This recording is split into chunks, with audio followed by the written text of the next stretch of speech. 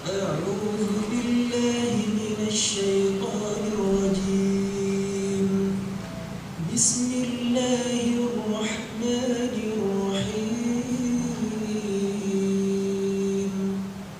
يا أيها الذين آمنوا اتقوا الله حق تقاته ولا تموتن إلا وأنتم مسلمون.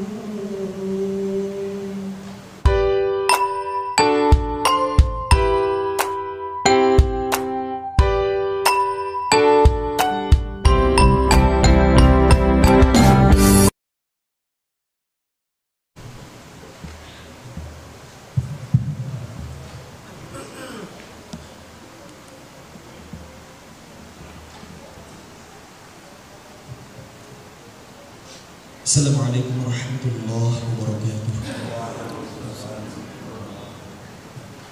Masih pada semangat nih? Udah pada makan siang belum? Sama, saya juga belum. Tapi harus tetap semangat ya. Saya ulangin salamnya.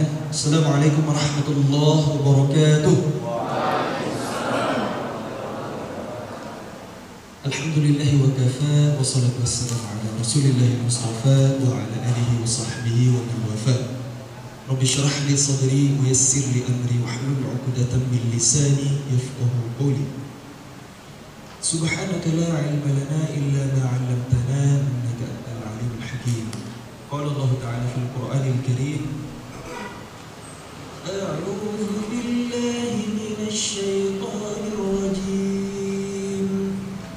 Bismillahirrahmanirrahim. Ya ayyuhalladzina amanu ittaqullaha haqqa tuqatih wa la tamutunna illa wa antum muslimun. Subhanallah. Alhamdulillah, segala puji bagi Allah yang mana di siang hari ini Allah dengan taufik darinya masih menuntun hati-hati kita dan menggerakkan langkah kaki kita hingga kita bisa sama-sama berkumpul di rumah Allah yang mulia, duduk hadir majelis ilmu. Mudah-mudahan dengan begitu Allah mudahkan jalan kita menuju surga. Salawat dan salam kita panjatkan kepada Allah. Semoga selalu Allah curahkan kepada seorang manusia mulia, insan pilihan, idola kita semua, Nabi Muhammad sallallahu alaihi wasallam. Mudah-mudahan kita bisa istiqomah bersolawat kepadanya, mampu mengamalkan sunnah-sunnahnya, agar kita terpilih di antara umatnya nanti yang mendapatkan syafaat di akhirat. Amin ya rabbal alamin. Yang saya hormati dan saya muliakan guru saya Ustaz Hasan Khulfi, kemudian Kang Dadan Ramadan selaku founder Islam Mengajar, ayah bunda, teman-teman seperjuangan, dan adik-adik semuanya yang disayang Allah. Inspirasi dan motivasi boleh datang dari siapa aja, tapi kalau kita mau belajar agama harus sama ahlinya, mesti kepada ulama. Nah, saya ini berbicara bukan sebagai ustaz, walaupun secara bahasa ustaz itu artinya guru. Bukan niat saya ingin mengajari, ingin menggurui. Biarlah nanti Kang Dadan dan teman-teman yang join Islam Mengajar yang akan menjadi ustaz. Karena ustaz itu artinya guru. Bukan niat saya ingin mengajari, ingin menggurui. Apalagi di sebelah saya ada guru saya, Masya Allah. Karena boleh jadi yang ada di depan saya ini ilmunya lebih mumpuni, ilmu agamanya lebih faqih, amal solehnya lebih bagus, derajat takwanya lebih mulia. Saya yang bicara nggak lebih keren dari teman-teman yang mendengarkan. Karena ukuran kemuliaan kita di sisi Allah itu nggak diukur dari yang namanya popularitas. Ya secara data, secara fakta, mungkin followers di Instagram di sini saya yang paling banyak. Tapi kan bukan itu ukuran kemuliaan, teman-teman. Ukuran kemuliaan kita kata Allah dalam Quran surah Al-Hujurat ayat 13, apa teman-teman? Inna akramakum indallahi atqakum. Sesungguhnya yang paling mulia di antara kalian di sisi Allah ialah yang paling bertakwa. Jadi takwa yang jadi ukuran kemuliaan kita di sisi Allah. Hari ini saya berusaha bermanfaat dengan menjadi dai. Untuk berdakwah itu gak harus jadi ustaz apalagi ulama. Imam Asy-Syahid Hasan Al-Banna, salah seorang ulama tokoh pergerakan di Mesir, menasihati murid-muridnya dengan satu kalimat, kun da'iyan qabla an tukun kulla syai'. Jadilah kalian dai sebelum kalian jadi apapun. Maksudnya gimana? Dakwah itu bukan hanya ceramah, dakwah itu bukan hanya tausiah, dakwah itu bukan hanya tabligh akbar. Inti dari dakwah itu apa? Ngajak orang ke jalan Allah. Ud'u ila sabili rabbik bil hikmah wal mau'izatil hasanah. Dengan hikmah, kebijaksanaan, termasuk ilmu dan mau'izah hasanah. Baru kemudian nasihat yang baik. Jadi terkadang dakwah yang real itu justru dengan contoh, dengan uswah, dengan qudwah, sebagaimana yang dipraktekkan oleh Rasulullah SAW. Allahumma shalli wa sallim. Nah teman-teman semuanya yang sayang Allah, saya bukan ustaz apalagi ulama. Secara background pendidikan saya bukan lulusan Timur Tengah, bukan dari perguruan tinggi agama, gelar saya bukan SPDI, bukan LCMA apalagi, tapi ST ya. Tadi udah disebutin bahwa profesi saya ini adalah arsitek. Jadi kalau teman-teman mau konsultasi agama, jangan ke saya, tanyakan ke ulama, Ustaz Hasan, insyaallah. Tapi kalau teman-teman suatu saat pengen bangun rumah, insyaallah siap saya bantu. Insyaallah, karena ya arsitek, insyaallah salah satu dengan keilmuannya bisa membantu mewujudkan rumah impian dengan idenya, dengan gagasannya. Arsitek itu bukan tukang gambar ya teman-teman. Tukang gambar itu drafter. Arsitek itu berkomunikasi dengan visual, bukan dengan verbal. Jadi yang dijual dari seorang arsitek itu bukan gambarnya, tapi idenya. Akan beda kalau teman-teman mau bangun rumah, contoh aja di Google. Contoh aja, beli aja majalah denah rumah, memang bakal sesuai dengan kafling yang teman-teman punya. Makanya disitulah arsitek dibutuhkan, karena ketika membangun rumah nanti terkait budgetnya berapa jumlah kamar tidur, kebutuhannya mau apa, konsepnya mau gimana, nanti luas. Kita nggak bicara arsitektur di sini. Jadi kalau teman-teman mau bangun rumah, insya Allah siap saya bantu. Tapi sebelum bangun rumah, bangun dulu lah rumah tangga ya. Soalnya ini dari wajah-wajah ini terdetek sama saya ini masih pada single fisabilillah ya. Semoga istiqomah. Amin.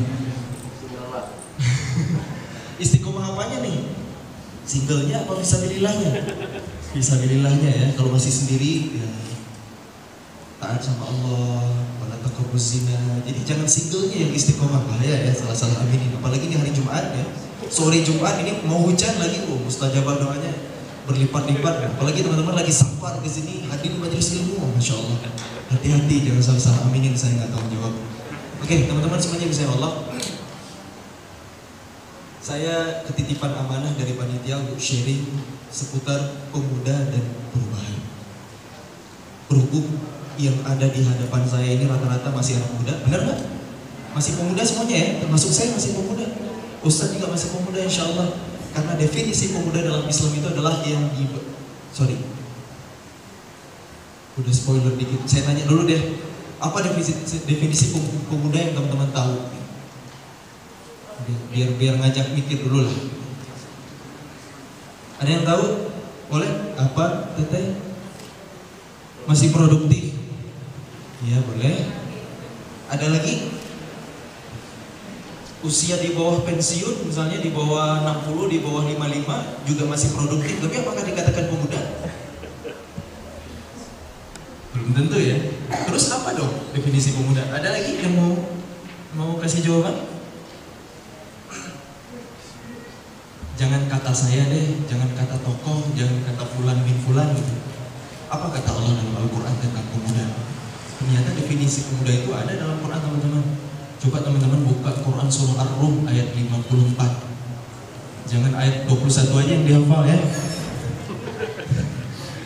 Yang udah siap-siap mau nikah tahu nih Ar-Rum 21 itu bunyinya apa. Nah, Ar-Rum ayat 54-nya teman-teman. Allah berfirman, A'udzu billahi minasy syaithanir rajim. Allahul ladzi khalaqakum min dha'fin thumma ja'ala min ba'di dha'fin quwwah thumma ja'ala min ba'di quwwatin dha'fan wa shaybah yakhluqu ma yasha' wa huwal 'alimul qadir. Yang artinya Allah lah yang menciptakan kalian dari awalnya keadaan lemah. Kemudian Dia menjadikan kalian setelah keadaan lemah itu menjadi kuat. Kemudian Dia menjadikan kalian setelah kuat itu lemah kembali dan berubah. Dia menciptakan apa yang Dia kehendaki dan Dia Maha mengetahui, Maha kuasa. Subhanallah. Dari ayat barusan muncul nggak definisi pemuda itu apa? Apa teman-teman? Pemuda itu adalah kekuatan yang berada di antara dua kelemahan. Kan tadi Allah katakan kita diciptakan awal-awalnya lemah, dari mulai dalam kandungan ibu, bayi nggak bisa ngapa-ngapain, semuanya diurusin, dipopok, dimandiin gitu. Lemah, kita nggak berdaya, tumbuh, berkembang sampai remaja, balik, dewasa, baru kita kuat. Setelah itu, apalagi fisik kita melemah lagi, tulang melemah, penglihatan jadi ragu, bahkan berubah nanti kata Allah, jadi tua, pikun bahkan sebagian ya. Jadi definisi pemuda itu adalah kekuatan di antara dua kelemahan. Dan lebih spesifik lagi, pemuda itu dalam Islam adalah yang di bawah 40 tahun, dari baligh sampai 40 tahun. Itu yang namanya pemuda. Jadi yang hadir di sini semuanya masih anak muda ya, masih pemuda ya, termasuk Ustaz masih pemuda, Insya Allah. Tapi teman-teman meskipun kita masih sama-sama anak muda, tapi beda di status ya. Teman-teman masih pada sendiri-sendiri, single. Kalau saya alhamdulillah, amin udah sholat. Kang Dadan udah belum, Masya Allah. Barangkali yang hadir di sini gitu bisa menawarkan CV-nya nanti di mediasi sama Ustaz Hasan, biar perjuangan Islam mengajarnya itu lebih kencang, Masya Allah ya. Allah bantu nanti, Masya Allah, keberkahan menikahnya, Masya Allah. Nah teman-teman semuanya bisa Allah, Islam itu bangkit, Islam itu tumbuh dari sejak Nabi Muhammad SAW. Nabi kemudian mendidik generasi terbaik yaitu para sahabat. Itu rata-rata sahabat Nabi teman-teman usianya muda-muda, jarang yang tua-tua. Berdasarkan definisi tadi yang di bawah 40 tahun tadi ya, rata-rata sahabat Nabi itu bahkan yang as-sabiqun al-awwalun, dari awal perjuangan Islam itu rata-rata pemuda. Sebut aja yang paling muda siapa? Ali bin Abi Thalib sama Zubair bin Awam radhiyallahu anhuma, usianya 8 tahun. Ada Thalha bin Ubaidillah 11 tahun, Al-Arqam bin Abil Arqam 12 tahun, Abdullah bin Maz'ud 17 tahun, Ja'far bin Abi Thalib 18 tahun, dan seterusnya. Pokoknya yang dari 10 sahabat Nabi yang dijamin surga, 10 yang dijamin surga aja, itu rata-rata memang anak muda semuanya gitu. Paling tua itu 37 tahun, itu pun Abu Bakar As-Siddiq radhiyallahu anhu. Pemuda. Jadi Islam ini bangkit, Islam ini berawal dari pemuda. Jadi usia kita nih teman-teman, ini adalah usia yang luar biasa kata Allah. Makanya jangan sia-siain masa muda. Allah Subhanahu wa taala berfirman dalam Quran surah Al-Asr, A'udzu billahi minasy syaithanir rajim. Wal 'asri innal insana lafi khusr. Kata Allah, demi waktu sungguh manusia itu benar-benar rugi. Kita udah divonis nih sama Allah bahwa kita sebagai manusia rugi. Tapi belum selesai ayatnya. Ada pengecualiannya, ada tapinya. Illal ladzina amanu wa 'amilus shalihat. Kecuali orang-orang yang beriman dan yang beramal soleh. Tadi seperti yang disampaikan sama Ustaz Hasan, pentingnya iman sebelum Quran. Pondasi dari ilmu itu adalah untuk membangun iman. Ternyata biar kita nggak rugi, kita harus punya yang namanya iman. Iman itu terkait dengan keyakinan. Kata Ustaz Hasan dalam salah satu ceramahnya ketika saya berguru ke beliau. Kemudian wa'amilus sholihat, dan beramal soleh. Amal soleh itu terkait karya. Iman dan amal soleh itu sepaket. Iman pasti melahirkan amal soleh. Iman yang sempurna itu sepaket melahirkan amal soleh. Karena kata ulama, syarat iman itu ada 3. Iman itu diikrarkan dengan lisan, kita bersyahadat, syahadatain. Kemudian dibenarkan oleh hati. Dan yang ketiga dibuktikan dengan amal perbuatan. Makanya rukun Islam itu setelah syahadat yang pertama, sisanya amal semuanya, sholat, zakat, puasa, haji. Bagaimana kualitas amal soleh tergantung dari kualitas iman kita. Iman dan amal soleh itu berbanding lurus. Orang yang sebelum azan udah standby di masjid, itu imannya luar biasa. Kayak teman-teman nih nunggu sholat asar, insya Allah. Kenapa ada orang yang jalannya pincang bahkan ngesot? Kita lihat videonya trending, tapi selalu sholat berjamaah di masjid meskipun harus merangkak. Jawabannya adalah iman. Ada orang buta yang diikatin tali dari rumah ke masjid biar bisa bolak-balik jamaah terus. Fisiknya terbatas, tapi imannya luar biasa. Sebaliknya, kalau ada anak muda yang fisiknya kuat, mungkin tubuhnya atletis, six pack, tapi azan subuh di sebelah rumah, toanya ngarah ke rumah dia, itu nggak akan kuat banget kalau imannya lemah. Jadi iman itu menentukan amal soleh seseorang. Kualitas iman itu berbanding lurus dengan kualitas amal soleh. Nah, amal soleh teman-teman bukan hanya ibadah yang sifatnya ritual, ibadah mahdhah yang sudah disyariatkan. Allah ciptakan kita ke dunia, tujuan yang salah satunya yang pertama adalah memang untuk beribadah. Kita lihat ayat di mana? Kita insya Allah hafal. Wa ma khalaqatul jinna wal insa illa liya'budun. Dan tidaklah menciptakan jin dan manusia melainkan untuk beribadah kepadaku, kata Allah. Terus tujuan penciptaan manusia yang kedua apa? Kita Ustaz Hasan tadi, Quran surah Al-Baqarah ayat 30. Wa idz qala rabbuka lil malaikati inni ja'ilun fil ardi khalifah. Untuk menjadi khalifah di muka bumi. Jadi khalifah itu maknanya sangat umum ya Ustaz ya. Kita itu ada tujuannya. Kita harus cari tahu tujuan kita diciptakan itu apa. Setiap manusia itu unik. Cari potensi diri, kenali kelebihan diri sekaligus dengan kekurangannya.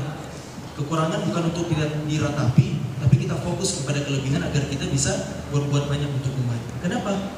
Kata Nabi, khairun nas, sebaik-baik manusia anfa'uhum linnas, yang paling besar manfaatnya, yang paling besar kontribusinya. Teman-teman semuanya disayang Allah, orang itu gak peduli seberapa kaya kita, gak peduli seberapa sukses kita, gak peduli seberapa terkenal kita, seberapa keren kita, itu orang gak peduli. Yang orang pedulikan apa? Kehadiran kita dirasain gak sih manfaat sama orang? Itu yang dipeduliin sama orang. Banyak anak muda hari ini kan, anak muda itu ingin mencari eksistensi ya. Wajar ya, fitrahnya anak muda itu seperti itu. Teman-teman hari ini main Instagram, bikin feed yang ala-ala instaable gitu. Itu fitrahnya anak muda gitu. Terus feednya itu dirapiin gitu ya. Fitrahnya anak muda mencari eksistensi. Banyak yang masuk DM ke saya, tapi bukan teman-teman lah. Ya anggap aja bocah-bocah. Bang, fallback dong. Apa manfaatnya dapat fallback dari saya gitu? Pengen banyak followers, buat apa gitu followers itu? Pengen jadi selebgram gitu, mau endorse gitu, atau mau apa? Mau sekedar terkenal gitu. Karena anak muda itu main eksis gitu. Maka saya kasih nasihat gitu. Kamu gak usah cari followers, gak usah pengen terkenal, berusaha aja jadi bermanfaat. Bikin akun, misalnya akun personal kamu, ngasih manfaat ke orang dengan konten-konten tentunya, bisa dakwah, bisa edukasi macam-macam gitu. Maka dengan sendirinya orang akan follow, orang akan ngikutin, followersnya jadi banyak kan.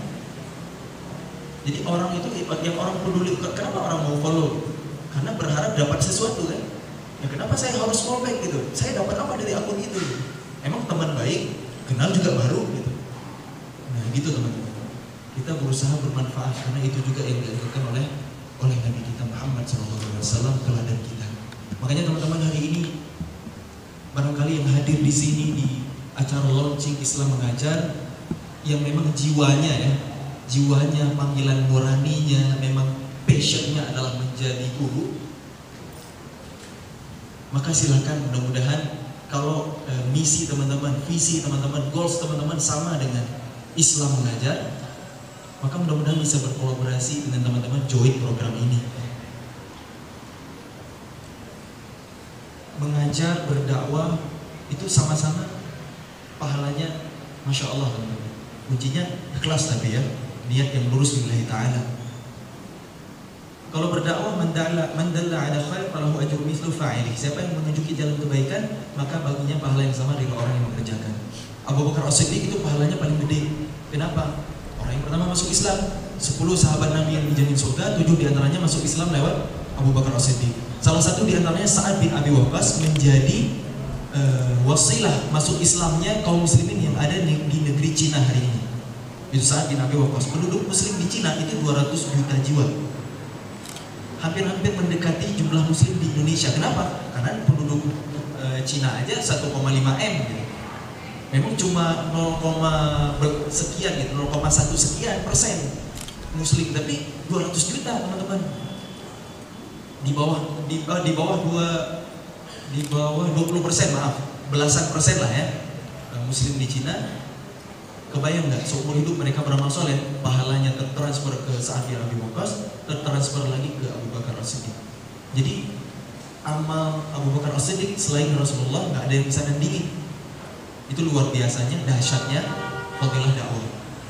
Mengajar juga mirip-mirip teman-teman. Apa amal yang nggak terputus meskipun kita udah meninggal? 3, tahu teman-teman? Idza matal insan in qata'a amaluhu illa min 3, sadaqatin jariyatin aw ilmin yuntafa'u bih aw waladin shalihin yad'u lah.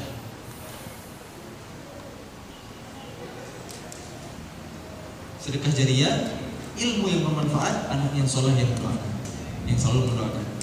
Nah yang kedua apa tadi? Ilmu yang bermanfaat. Ketika kita mengajar teman-teman, ilmu itu dimanfaatkan oleh murid kita, diajarkan lagi, maka kita ikutan panen juga pahalanya. Kan luar biasa ya.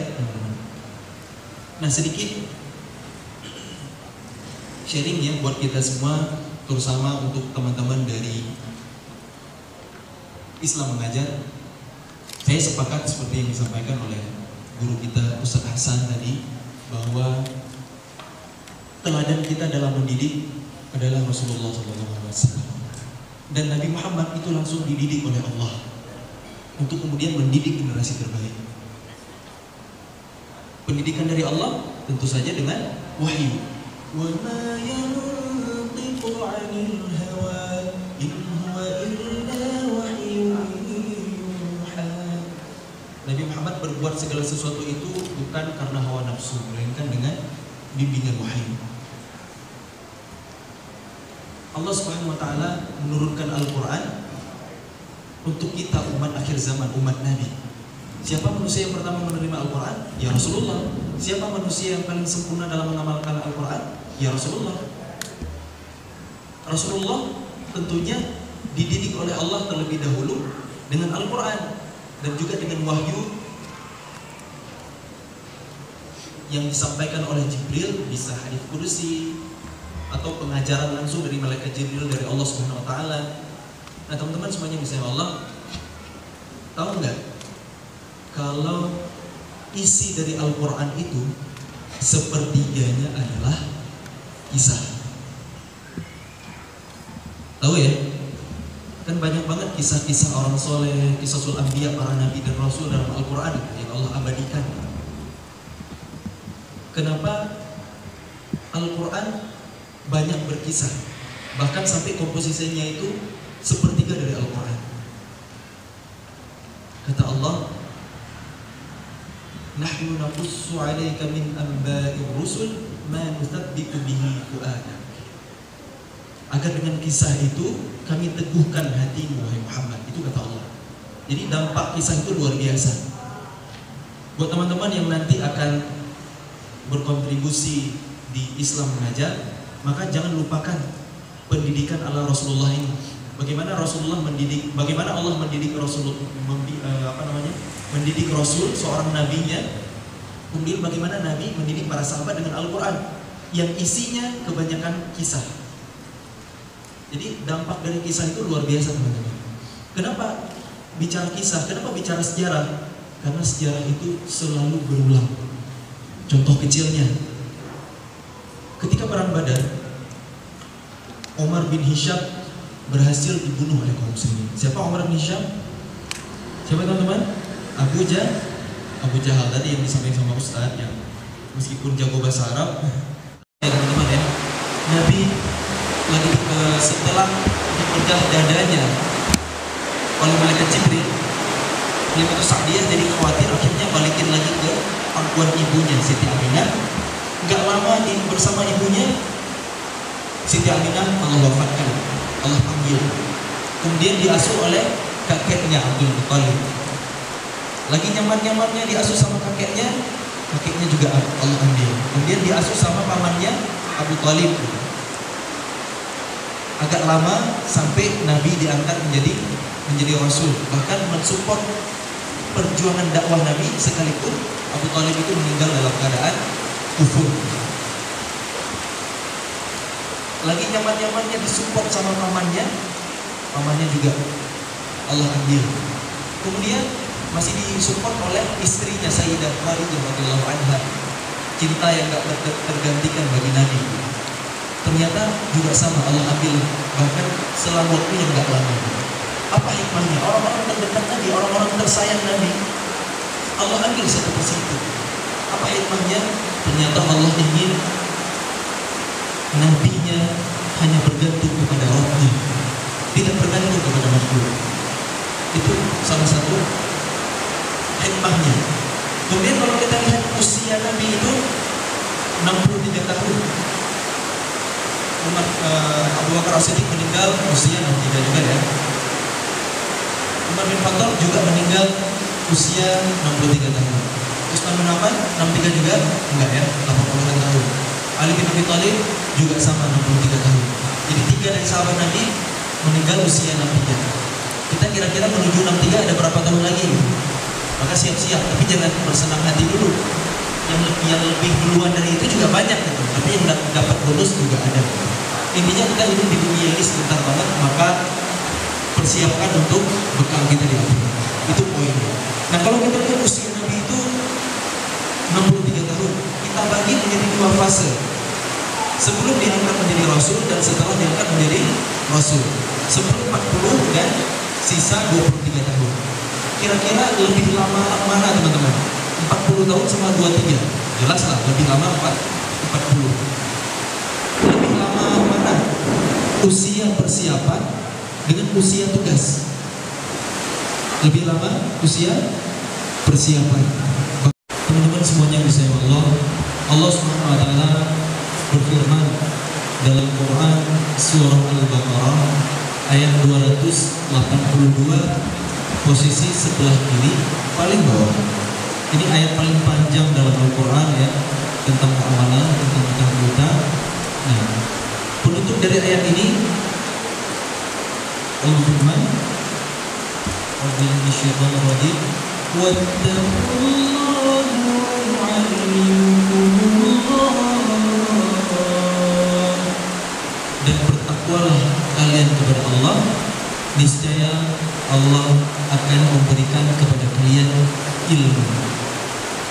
Jadi kunci dari ilmu itu teman-teman adalah takwa. Tentunya bagi kita orang-orang yang beriman. Makin kita bertakwa, makin Allah berikan ilmunya. Ilmu yang dibimbing oleh Allah tentu aja ilmu yang maslahat, bukan ilmu yang merusak. Coba lihat, ketika Islam memimpin peradaban, itu ilmunya adalah ilmu yang maslahat, ilmu yang memperbaiki, ilmu yang bermanfaat gitu. Coba lihat dengan ilmu hari ini gitu. Hari ini kita hidup di zaman teknologinya Masya Allah ya. industri 5.0 gitu. Tapi coba lihat dampak dari ilmu hari ini gitu. Setelah bumi dieksploitasi, limbahnya merusak ekosistem laut, hutan makin gundul, polusi udara, penyakit aneh-aneh gitu. Cancer, tumor, mana ada zaman dulu itu hasilnya dari mana gitu. Teknologi juga kan, teknologi bisa mengawetkan makanan, dipengaruhi ternyata nggak sehat gitu. Rekayasa genetika, buah-buahan jadi unggul gitu, bahkan tanpa biji gitu, ternyata karsinogen, menyebabkan cancer gitu. Wallahu a'lam. Jadi ilmu pengetahuan hari ini memang canggih, tapi coba lihat mudarat yang dihasilkan juga nggak kalah. Beda dengan muslimin dulu ketika memimpin peradaban juga keilmuannya masya Allah, teknologinya bahkan ada yang nggak bisa diungkap hari ini. Bagaimana dulu canggihnya istana Alhambra gitu, ada di atas bukit, tapi sistem irigasinya itu walau alam yang pakai hukum kekekalan energi, mungkin kalau hari ini pilih-pilih gitu, bisa ngalir ke atas gitu. Hari ini diteliti nggak tahu jawabannya, nggak tahu sebabnya kayak gimana. Itu peradaban dulu, ilmu yang benar-benar bermanfaat. Jadi takwa itu adalah kunci ilmu teman-teman. Makin kita bertakwa, maka makin Allah mudahkan kita untuk mendapatkan ilmu Allah. Ingat nasihat Imam Waqi' kepada muridnya Imam Asy-Syafi'i, wal ilma nurun wa nurullah la yuhda bil 'asi. Ilmu itu adalah cahaya, dan cahaya Allah tidak akan diberikan kepada ahli maksiat. Maka mudah-mudahan pesan saya di hari yang mulia ini adalah mari kita tingkatkan ketakwaan ya. Takwa itu apa? Dalam riwayat takwa itu, kalau ada satu kata yang bisa menggambarkan apa itu takwa, apa kira-kira teman-teman? Ketika kita berjalan di dalam kegelapan malam, nggak ada penerangan sama sekali, kita melintasi suatu jalan yang gelap gitu, nggak ada lampu, nggak ada orang gitu, maka apa yang akan kita lakukan? Sementara kita harus melewati jalan itu. Hati-hati. Jadi itulah takwa. Takwa itu hati-hati. Satu kata yang menggambarkan takwa, kata ulama, hati-hati. Kalau yang kita tahu hari ini takut kepada Allah sehingga kita taat sama perintahnya dan menjauhi larangannya. Makin kita bertakwa, maka mudah-mudahan Allah bukakan pintu-pintu ilmu, Allah berikan kita kunci-kunci ilmu, dan dengan ilmu itu bermanfaat buat kita, bermanfaat buat iman, dan kita rasakan hasilnya nanti ketika kita udah berakhir. Amin ya rabbal alamin. Wallahu a'lam bishawab. Barakallahu fiikum. Alhamdulillah, akhirnya kita berada di akhir acara hari ini. Terima kasih untuk teman-teman semua, jemaah semua telah hadir dan yang hari ini. Terima kasih kepada Bapak Ustaz Hasan Faraki, Kang Dadan Ramadan, beserta Bang Mujamil Hasbalah atas ilmu dan waktunya. Kepada teman-teman, sekali lagi kita dari komunitas Islam Mengajar